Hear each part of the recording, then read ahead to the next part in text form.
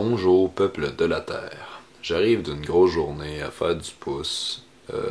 J'ai froid. Je suis fatigué. Mais je viens d'avoir une prise de conscience sur le moment qu'on vit en ce moment. Et j'ai réalisé que c'était important d'en parler. J'avais envie de partager ça avec vous. Les gens qui disent qu'ils sont pas nés à bonne époque, ben c'est tout le contraire. Vous dites ça parce que vous vous reconnaissez pas dans le mode de vie des gens, dans la société, comment ça se passe en général. Ben justement, vous êtes né à la bonne époque, vous êtes né pour changer ça. Si tu sens que tu n'as pas ta place dans ce monde, c'est parce que tu es ici pour aider à en créer un nouveau. Mais dans le fond, ce que j'ai réalisé, ce qui me pousse à faire une vidéo en ce moment même, c'est le moment qu'on vit présentement, qui est très important. Nous sommes le 27 septembre 2015 et le soleil est sur le bord de se lever. Et ce soir, quand il va se recoucher, ça va être la pleine lune. Et ça va être la quatrième et dernière lune rouge d'une série de 4 lunes de sang, chacune séparée par 6 pleines lunes. C'est la quatrième tétrade en 500 ans. Et dans l'histoire, chaque tétrade s'est suivie d'un grand bouleversement religieux. On sait pas exactement ce que ça va être, mais je crois qu'une bonne partie des grands changements arrivent de nous-mêmes, selon nos actions, selon ce qu'on décide de faire. Parce que ce qui se passe dans le monde est causé par les actions de chacun et chacune d'entre nous. Je me dis que peut-être que l'événement religieux va être une évolution de la religion et la prise de conscience de tout ce qui unit toutes les religions, qui est à la base la spiritualité et l'amour, l'entraide, la compassion, l'empathie. C'est les valeurs de base des religions qui ont été détournées par la suite, qui ont été modifiées par l'homme pour nous garder esclaves. Mais à la base, c'est ça que c'était. Bouddha était pas bouddhiste, Jésus était pas chrétien. C'était juste des messagers, des prophètes qui parlaient d'amour et d'unité. La seule religion, c'était l'amour. En ce moment, il y a une énergie folle partout sur Terre, par toute l'énergie gamma du soleil qui est envoyée sur la Terre. Et notre pouvoir de création il est plus fort que jamais.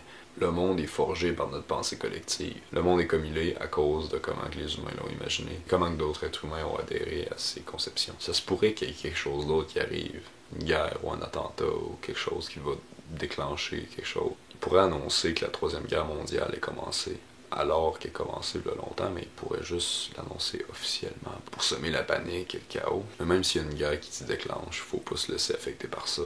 Faut quand même rester dans l'amour et rester aussi humain qu'on peut être et avoir toujours des bonnes intentions et croire et créer le monde qu'on veut voir, l'incarner le plus possible. Évoluer spirituellement et aider les autres à le faire aussi, non seulement par notre parole, mais aussi par notre exemple. Et même si c'est la guerre, les gens qui font la guerre, c'est des humains aussi. Et ils font la guerre à cause des conditionnements qu'ils ont eus. À la base, tout le monde est bon, tout le monde est aimant. Personne n'est raciste, homophobe, islamophobe ou extrémiste. Toute personne qui est mauvaise l'est à cause de son environnement, l'est à cause des souffrances qu'elle a eues, des illusions qu'on leur a appris. C'est dans l'intérêt de l'élite de diviser, de conquérir. Du chaos régnera l'ordre, il est écrit sur le dollar américain. Donc le plus grand ennemi face à ça, c'est l'unité. En évoluant spirituellement, on reconnecte non seulement avec nous-mêmes, mais aussi avec toutes les formes de vie. Et ça inclut l'empathie, l'entraide et le respect de tout le monde. La compréhension qu'on est toutes victimes de notre couleur de peau, de notre classe, de notre sexe, de notre religion, du pays dans lequel on est né. Mais c'est toutes des illusions qui ont été mises pour nous diviser, pour qu'on oublie qu'on est une race humaine unie, avec toutes les formes de vie. Et vraiment, on est la nature, vraiment. L'eau qui coule dans les rivières coule dans nos veines. L'air que les arbres produisent va dans nos poumons et nous fait vivre. La nourriture vient de la terre. On est la terre. On est la vie. Donc d'évoluer spirituellement, c'est d'aider les autres à le faire. Donc même si on voit aux nouvelles que c'est la guerre, et même si ça commence à être la guerre pour vrai, partout, même si ça va être difficile, il faut incarner le monde qu'on veut voir. Il faut le visualiser, il faut y croire. Il faut l'incarner et montrer à tout le monde qu'une autre voie existe. Parce qu'en faisant ça, même la pire des ordures peut avoir un éveil de conscience et arrêter les erreurs qu'elle fait et comprendre qu'il y a mieux qui existe que l'illusion qu'elle vit. Ce qui arrive, c'est que les entités négatives se nourrissent des énergies négatives. C'est pour ça qu'il y a autant de violence, qu'il y a autant d'haine, qu'il y a autant de peur dans le monde qui est maintenu tout le temps. Que autant de guerres, oui, c'est pour un certain profit, ça rapporte beaucoup la guerre, mais rendu là, ils s'en foutent du profit, là. Ils ont déjà tout ce qu'ils veulent, ils ont déjà tout l'argent qu'ils veulent. Ils n'ont plus besoin d'argent. Ce qu'ils veulent, c'est perpétuer les énergies négatives et la souffrance, la peur, la haine, la tristesse, la colère, pour continuer de s'en nourrir, parce qu'ils se nourrissent de ces énergies-là. Parce que littéralement, être dans tout ce qu'ils veulent qu'on soit, ça nous maintient un taux vibratoire moindre. Quand tout le monde sera en haute vibration, quand tout le monde aura le cœur ouvert, quand on augmente ce taux vibratoire-là, ben, la fréquence de la Terre aussi augmente. Ce qui est régularisé avec nous. En fait, les énergies hautes les tuent littéralement. J'ai aussi entendu dire qu'il y a des tours installés un peu partout, des genres de tours de cellulaire, qui propagent des fréquences, des basses fréquences justement, pour contrôler les pensées des masses, sans même qu'on le sache nécessairement. J'ai pas de preuves pour ça, j'ai pas de source, j'ai même pas cherché sur internet. Mais il y a tellement de choses qui sont faites pour me garder en basse fréquence, je veux dire, ça m'étonnerait pas. Puis anyway, ils ont même pas besoin de ça. Une partie du grand changement pourrait commencer maintenant, ça serait d'éliminer tout ce qui nous garde en basse fréquence comme ça. Je pense à la télévision, aux ondes cellulaires et aux cellulaires en tant que telles, aux ondes Wi-Fi. Il y a des messages subliminaux tout le temps dans la musique, dans la télé. Le scintillement que la TV envoie, ça nous fait juste nous ramollir le cerveau et nous zombifier. T'sais. Il y a tout plein de messages, cachés ou non. Dans la télé, c'est toujours des messages de haine, de division, d'estime de soi. Et en Occident en général, l'esprit est tellement construit sur le mental et sur la façon d'être et comment que les autres vont nous percevoir et comment qu'est-ce que les autres vont penser et la popularité et tout, et c'est toujours amené dans notre adolescence, exactement au moment où on se cherche et qu'on cherche à pousser nos capacités, à évoluer. La musique aussi transmet énormément de messages, autant subliminaux que non subliminaux. Mais aussi quelque chose qui nous maintient en basse fréquence, c'est le La universel, comment il est accordé. Le La universel, il s'était à 440 Hz. Mais ça, c'est depuis la Deuxième Guerre mondiale, depuis Hitler. À la base, le La universel était à 432 Hz, et c'est aussi à cette fréquence-là que l'eau vibre. Et ça a été changé pour nous maintenir en basse vibration et nous empêcher de vibrer. Faites attention, ils vont tout faire pour vous faire croire le contraire, pour cacher votre lumière et pour l'étouffer. Mais n'oubliez pas que la lumière est toujours plus forte que l'ombre. Toujours. C'est la lumière qui fait qu'on vit et qu'on est encore là aujourd'hui. J'ai fait une vidéo il y a 3 mois intitulée La vraie définition de l'apocalypse. Et je mentionnais la lune de sang qui va avoir lieu demain, parce qu'il y a plusieurs personnes qui faisaient allusion à cette date-là comme une apocalypse. Mais j'expliquais qu'il faut pas paranoïer, qu'il faut justement pas tomber dans la peur et qu'il faut pas s'en faire. Parce que l'étymologie d'apocalypsis, ça vient du mot grec apocalypsis, signifiant action de révéler, dérivant lui-même de apocalyptène, qui est découvrir ou dévoiler. Apo, c'est une préposition, un préfixe qui indique l'éloignement et le détachement. Et calyptène, c'est couvrir ou voiler. Donc la réelle définition de l'apocalypse, c'est la levée du voile.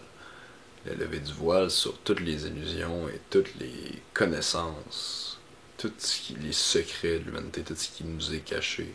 Donc non seulement toutes les connaissances ancestrales qui ont été perdues, qui nous permettaient notre autonomie, un équilibre naturel, une optimisation de notre santé, de notre vie, notre longévité, de notre bien-être, mais aussi toutes les technologies cachées par les industries qui nous permettraient sensiblement la même chose. Mais en y pensant, je pense aussi que c'est la levée du voile des illusions qui nous divisent. Et une autre raison pourquoi je pense que c'est en ce moment même que ça se passe, c'est parce que le fait qu'on associe l'apocalypse à la fin du monde, ça doit venir de la phrase apocalypsis echaton, qui signifie révélation à la fin d'une âge. Et on est à la fin d'une âge, à la fin d'une ère. C'est vraiment ce que la fin du monde du calendrier Maya voulait dire en fait. La fin du monde de 2012, c'était le début d'une nouvelle ère. Voici une citation que Evo Morales, le président de la Bolivie, a dit à l'Assemblée générale de l'ONU. J'aimerais vous dire que selon le calendrier Maya, le 21 décembre marque la fin du matcha et le début du pacha. C'est la fin de l'égoïsme et le début de la fraternité. C'est la fin de l'individualisme et le début du collectivisme, le 21 décembre de cette année.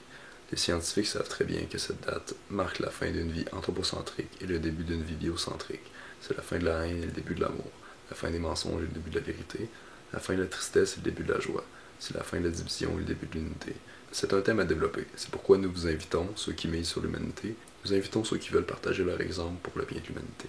Il me semble que ça concorde avec la levée du voile, non? Ma mère m'a toujours dit de visualiser ce que je voulais voir, d'y croire, de croire en quelque chose, que si j'y croyais, que ça allait arriver, que mes intentions allaient faire que ça allait arriver, de croire très fort, tellement fort en quelque chose que ça arrive. Mais c'est ce que je fais.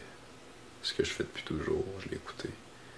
Et je vous conseille de le faire aussi. Il faut visualiser ce qu'on veut voir en plus de l'incarner le plus qu'on peut. Et comme je vous l'ai dit plus tôt, les énergies sont là et en ce moment ils vont tout faire pour nous mener vers le chaos et tout ça pour ensuite nous mener vers quelque chose de mieux, nous dire ah c'est donc magnifique, c'est ça la stratégie du nouvel ordre mondial, c'est de semer le chaos pour ensuite dire ah on a trouvé la solution magique, voici la solution miracle, suivez-nous et tout ira bien.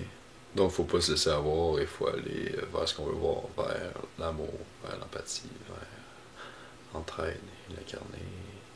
Ça va souvent dans notre aide avec les autres parce que quand on est aisé, souvent, même si c'est l'austérité et tout, souvent on est quand même aisé, on a plus qu'on aurait besoin en Occident. Donc ça va aussi avec aider les autres. Et quand on se rend compte que dans notre même pays, il y a des gens qui ont des conditions horribles pour un pays industrialisé, qui sont les peuples qui étaient ici en premier. Et tout ça qui est causé par le voile qui a pu se mettre grâce au pensionnat. C'est pas pour rien, tout ça, toute l'assimilation. Ça a été pour cacher cette autonomie-là qu'il y avait avant. La spiritualité autochtone, c'est pas une religion, c'est pas un dogme. C'est juste la connaissance et la prise de conscience de tout ce qui nous entoure et de l'importance de protéger la terre-mère et la vie qui est reliée à nous et qui nous nourrit. Les peuples amérindiens avaient une prophétie selon laquelle les 4 races s'uniraient ensemble pour former une seule humanité. Une nouvelle humanité qui serait de toutes les couleurs de l'arc-en-ciel. Et que cette nouvelle humanité formerait les guerriers de l'arc-en-ciel qui seraient disponibles pour défendre la terre-mère et préserver toutes les formes de vie. Moi j'en suis un et je sais que je suis pas seul. Les peuples que je visite, je suis allé à plusieurs parois cet été et je laissais savoir aux peuples que si jamais ils veulent défendre un territoire, ils peuvent non seulement le bloquer mais aussi l'occuper pour réapprendre à vivre avec la nature et se redonner accès au mode de vie qui nous permet de vivre sans ce qu'il y a actuellement qui est destructeur, parce que ça passe par ça quand même. Pour qu'on puisse arrêter la destruction, il faut aussi nous réapprendre à vivre sans cette destruction. Tout concorde, c'est la levée du voile, et c'est nous qu'il faut lever notre propre voile, aider les autres à le lever, et profiter du voile qui est levé pour agir. Je suis allé à Wemotaci il y a 2 semaines en territoire Atikamekw pour Michidetoa 2 qui veut dire grand groupe qui marche ensemble. C'était un rassemblement ralliant écologistes autant allochtones qu'autochtones pour créer un front commun pour la protection de la biodiversité. Je me suis acheté un t-shirt avec la roue de médecine autochtone et une main blanche sur une main rouge pour contrer le racisme. Mais aussi, j'ai vu un drapeau des 4 nations et j'avais tellement le goût de l'avoir. J'avais pas tant d'argent à dépenser là-dedans, fait que j'ai décidé de pas me l'acheter. Mais Chantal, une petite maman qui m'a adopté, une maman autochtone de là-bas, elle en vendait elle-même et elle a décidé de m'en offrir un. Donc, c'est ça, c'est le drapeau des 4 nations et c'est la roue de médecine autochtone. Donc, non seulement les 4 nations, blanc, jaune, rouge et noir, mais aussi les 4 points cardinaux, les 4 saisons, les 4 moments de la journée, les 4 cycles de vie et les 4 arbres sacrés.